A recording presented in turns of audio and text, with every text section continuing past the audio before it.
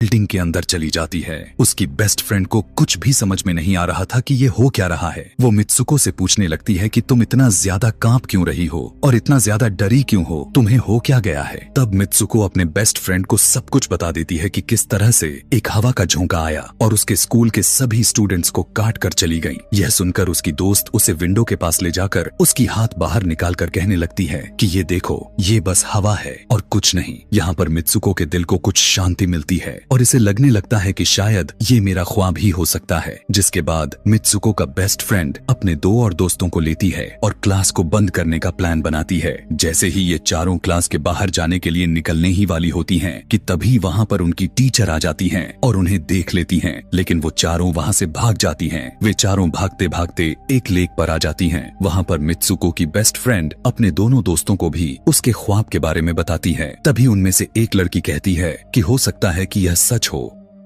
जैसे mirror world होती है जहां पर इस दुनिया से ऑपोजिट यानी उल्टा होता है। यह कहकर वो तालाब में एक पत्थर फेंक कर कहने लगती है कि देखो, यहाँ पर मैंने तो पत्थर फेंका है, लेकिन हो सकता है कि दूसरी दुनिया में मैंने ऐसा ना किया हो कि तभी अचानक से उस तालाब में से एक क्रोकोडाइल निकल कर आता है, उसमें से एक लड़की को खा जाता है। फिर वो लड़की कहने लगती है कि देखो, मैंने कहा था ना, जो इस दुनिया में होता है वो उस दुनिया में बिल्कुल भी नहीं होता, और जो उस दुनिया में हो रहा है वो इस दुनिया में नहीं हो सकता। तो इसको भी उसी दुनिया में मगरमच्छ ने खाया है। और यहाँ पर ये देखो, ये तो बिल्कुल सेफ है। उसी लेक के पास एक बिस्तर यानी एक बेड नजर आता है। ये चारों उस बेड से तकिए को उठाकर खेलने लगती हैं कि तभी हम देखते हैं दूर से दो लड़कियां इन्हें देख रही थीं। उन दोनों लड़कियों में से एक ब्राइडल बनी हुई थी, क्योंकि ये दोनों लड़कियां आपस में एक दूसरे से शादी कर ली थीं। जिसके बाद उनमें से एक फ्रेंड बताती है कि हमें कुछ ऐसा करना होगा जो उस दुनिया में इम्पॉसिबल हो, क्योंकि हमारे किस्मत तो पहले से लिखी जा चुकी है, लेकिन हम इसे बदल भी सकते हैं। जिसके बाद ये सभी लड़कियां अपने स्कूल में वापस आती हैं और नेक्स्ट लेक्चर लेने के लिए क्लास में चली जाती हैं कि तभी मित्सुको देखती है उसके पास एक तकिया पड़ा हुआ है।